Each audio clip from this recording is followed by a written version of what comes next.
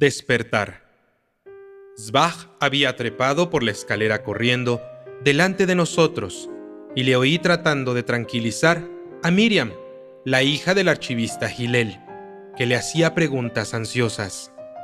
No me tomé el trabajo de escuchar lo que se decían y adiviné. Más que comprendí las palabras con que Svaj le contaba. Yo había tenido un ataque y ellos venían a pedir que me suministraran los primeros auxilios para poder llevarme a casa. Yo seguía sin poder moverme y los dedos invisibles me sujetaban la lengua, pero mi pensamiento era firme y seguro. La sensación de horror me había abandonado. Sabía exactamente dónde estaba, lo que me ocurría, y no me parecía extraordinario encontrarme depositado como un cadáver en una camilla en la habitación de Shemaya Hillel, y que más tarde me dejaran solo. Una satisfacción tranquila, natural, la que uno experimenta cuando vuelve a casa después de una larga ausencia, me colmaba el corazón. La habitación estaba oscura, y los contornos desdibujados de los marcos de las ventanas en cruz resaltaban sobre la claridad apagada de los vapores que subían de la calle.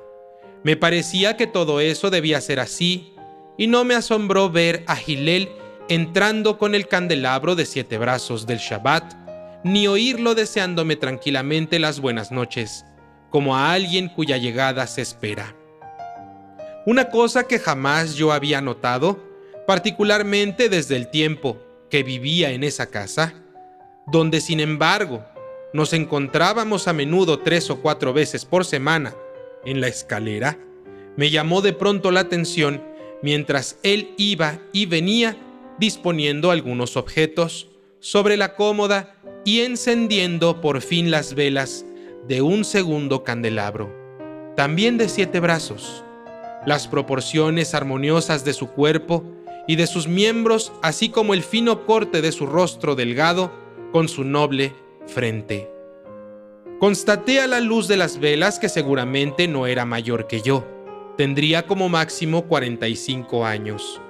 «Has llegado unos minutos antes de lo previsto», comenzó a decir al cabo de un momento. «Si no, los candelabros ya hubieran estado encendidos».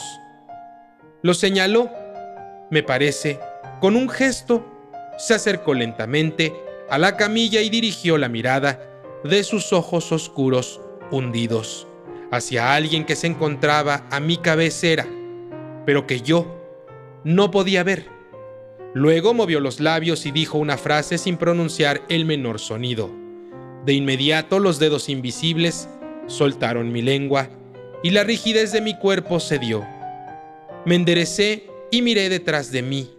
No había nadie en el cuarto, salvo Shemaya Hillel y yo, de manera que él, tú y la alusión a la llegada esperada se dirigían a mí. Lo que me pareció más desconcertante, aun que esas dos circunstancias, fue la imposibilidad de que me encontraba de experimentar el menor asombro. Hillel debió adivinar mis pensamientos porque sonrió con benevolencia y, ayudándome a levantarme de la camilla, me señaló un sillón y declaró: «En efecto, nada hay de asombroso en ello. Solo los sortilegios, los Kihov, hacen nacer el temor en el corazón de los hombres. La vida desgarra y quema como un cilicio, pero los rayos luminosos del mundo espiritual son dulces y cálidos». Callé sin hallar nada que responderle. Por su parte, él no parecía esperar ninguna respuesta mía, puesto que se sentó frente a mí y prosiguió muy sereno: «Aún un espejo de plata, si pudiera experimentar sensaciones, no sufriría más que en el momento del pulido. Una vez alisado y brillante, devuelve todas las imágenes que caen sobre él sin pena ni emoción». Y agregó dulcemente: «Bienaventurado el hombre que puede decir: he sido pulido». Permaneció un instante sumido en sus reflexiones y lo oí murmurar una frase en hebreo: «Lishnosecha kivisi adaschem». Luego su voz volvió a resonar claramente en mis oídos. Has venido a mí profundamente dormido y yo te he despertado. En el Salmo de David está escrito: su diestra misma y su santo brazo han obrado su salvación. Cuando los hombres se levantan del lecho, creen haber sacudido el sueño y no saben que son víctimas de sus sentidos, que serán presa de otro sueño mucho más profundo que el que acaban de esquivar. Solo hay un despertar verdadero y es el que tú estás por alcanzar ahora. Si se lo cuentas a los hombres, te dirán que has estado enfermo, porque no pueden comprenderte. Por eso es inútil y cruel hablarles de ello.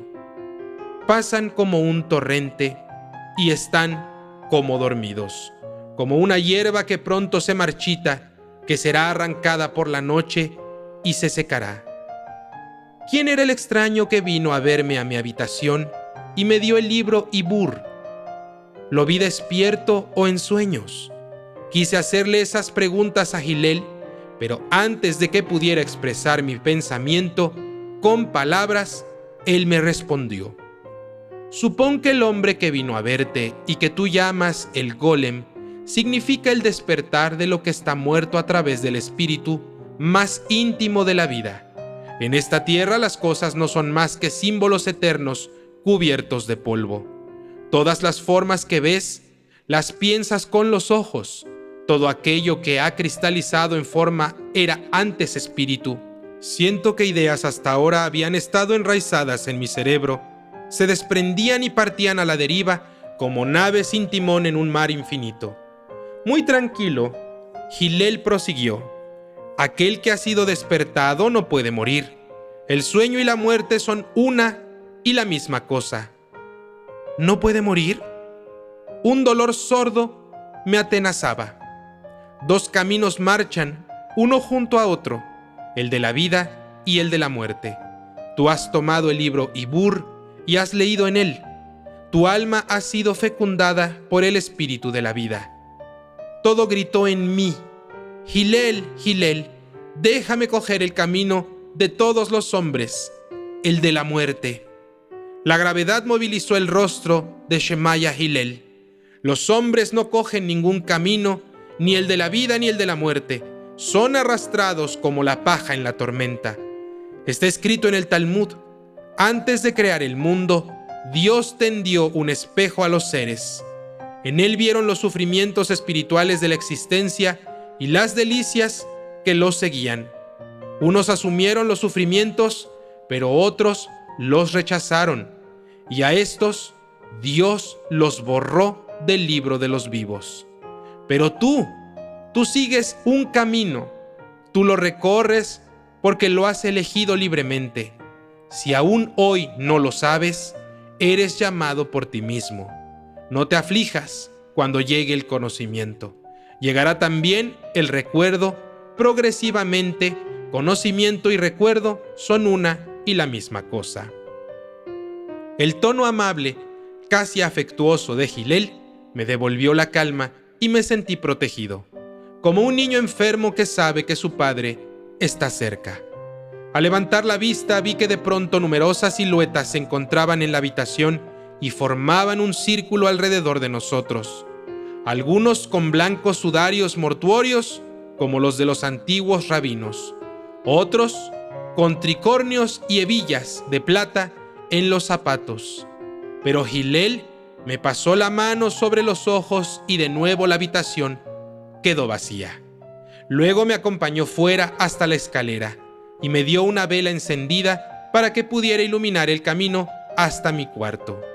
Me acosté y quise dormir, pero el sueño no llegaba y me deslicé hacia un estado curioso en el que no soñaba, ni velaba, ni dormía. Había apagado la luz, pero a pesar de eso todo resaltaba en el cuarto tan netamente que podía distinguir hasta la menor de las formas.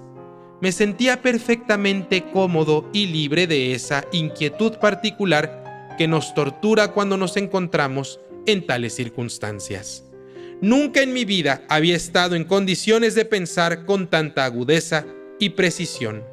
El influjo de la salud recorría mis nervios y ordenaba mis ideas en filas y formaciones como un ejército que solo aguardara mis órdenes. Una sola llamada y ellas se presentarían ante mí para ejecutar todos mis deseos. Una venturina que yo había querido grabar la semana anterior sin lograrlo, porque los numerosos defectos de la piedra no podían ser disimulados por los rasgos del rostro que yo imaginaba. Surgió en mi mente y de inmediato se me apareció la solución. Vi exactamente cómo debía guiar el buril para utilizar de la mejor manera la estructura de la masa. Hasta entonces, esclavo de una horda de impresiones fantásticas y de rostros de sueño, de los que a menudo no sabía si eran ideas o sensaciones, me veía de pronto señor y amo de un imperio unificado. Operaciones aritméticas que antes solo hubiera podido resolver en el papel, con muchos suspiros y esfuerzos, se ajustaban jugando en mi cabeza como otras tantas adivinanzas. Todo ello gracias a una capacidad recién despierta en mí, la de ver y retener precisamente aquello que me hacía falta en el momento. Cifras, formas, objetos o colores. Y cuando se trataba de cuestiones que ningún instrumento podía resolver, problemas filosóficos o de otra clase, esa visión interior era reemplazada por el oído, asumiendo la voz de Shemaya Hillel en el rol del orador. Hice yo los descubrimientos más extraños, aquello que había dejado 1000 veces entrar por un oído y salir por el otro en la vida, sin prestarle atención, porque no se trataba para mí más que de palabras. Se incorporaba repentinamente cargado de inestimable valor a las fibras más profundas de mi ser. Aquello que había aprendido de memoria, de un solo golpe lo comprendía, me lo apropiaba. El misterio de la formación de las palabras, que yo jamás había sospechado, se me revelaba en toda su desnudez. Los nobles ideales de la humanidad, que hasta ese entonces me habían tratado desde su altura, con sus apariencias de consejeros comerciales íntegros, la pechera cubierta con las condecoraciones del énfasis, retiraban humildemente sus máscaras de caricatura y se excusaban. No eran más que mendigos, pero sin dejar de ser los instrumentos de una esfera más insolente aún. ¿No estaría soñando? ¿Verdaderamente había hablado con Hillel? Tendí la mano hacia la silla que estaba al lado de mi lecho. Sí, la vela que Shemaya Hillel me había dado estaba allí, exultante como un niño en Navidad cuando se ha convencido de que el maravilloso muñeco es bien real y dotado de un cuerpo. Me hundí de nuevo en la almohada. Y, como un perro de caza, perseguí las huellas de los enigmas espirituales que me rodeaban a la manera de una densa espesura. Traté primero de remontar a mi pasado hasta el punto en que mis recuerdos se detenían. A partir de allí, pensaba poder abarcar de un solo vistazo esa parte de mi existencia que permanecía sumergida en la sombra por un extraño designio del destino. Pero mis violentos esfuerzos resultaban inútiles. No iba más lejos que el momento en que me veía de pie en el patio oscuro de nuestra casa, observando por la puerta cochera la tienda del buhonero Aaron Wasserström. Como si hubiera estado allí más de 100 años tallando piedras, siempre sin haber sido jamás un niño. Estaba a punto de abandonar mi intento de exploración en las fosas del pasado cuando comprendí repentinamente, con deslumbrante claridad, que si la calle principal del acontecimiento, ancha y recta, se detenía frente a esa puerta cochera, no ocurría lo mismo con una multitud de pequeños senderos más estrechos que siempre habían acompañado la gran avenida hasta entonces, pero sin que yo les prestara atención. ¿De dónde vienen los acontecimientos que hoy te permiten ganarte la vida? La voz me gritaba al oído: ¿quién te enseñó la talla de las piedras y el grabado y todo lo demás? Leer, escribir, hablar y comer y caminar, respirar, pensar y sentir. Seguí de inmediato al consejero interior y remonté sistemáticamente el curso de mi vida. Me constreñí a reflexionar según los encadenamientos invertidos, pero ininterrumpidos. ¿Qué había ocurrido en determinado momento? ¿Cuál había sido el punto de partida que había antes de este último? Etcétera. Una vez más me encontré frente a la puerta cochera. Por fin he llegado. Apenas un pequeño salto en el vacío y el abismo quedará franqueado. Pero en ese instante surgió una imagen a la que no había prestado atención en mis peregrinaciones a través del tiempo. Shemaya Hillel pasaba sus manos sobre mis ojos, tal como lo había hecho antes en su habitación. Y todo fue barrido, hasta el deseo de seguir explorando. Un solo beneficio duradero había sido adquirido: la demostración de que el encadenamiento de los sucesos de la vida es un callejón sin salida, por vasto y practicable que pueda parecer. Los pequeños senderos ocultos son los que conducen a la patria perdida. Los mensajes grabados en nuestros cuerpos con letra microscópica, apenas visibles, y no las horribles cicatrices dejadas por los roces de la vida exterior, son los que contienen la solución de los misterios últimos. Así como podría reencontrar el camino que conducía hasta los días de mi juventud, siguiendo el alfabeto de la Z a la A, para llegar al punto en que había comenzado a estudiar en la escuela, comprendí que podría penetrar también en la otra patria lejana que se extiende más allá de todo pensamiento. Un mundo en movimiento rodaba sobre mis hombros. Imaginé de pronto que Hércules también había llevado por un momento la verdad del cielo sobre su cabeza, y brotó para mí de la leyenda un significado oculto. Si Hércules había logrado liberarse por medio de una astucia, diciéndole al gigante Atlas: deja que ponga un pañuelo de bramante atado alrededor de la cabeza para que este horrible peso no me aplaste la cabeza, quizá hubiera algún oscuro camino que llevara lejos de este escollo. Una sospecha penetrante me sorprendió de pronto, la de confiar una vez más ciegamente en el dominio de mis ideas.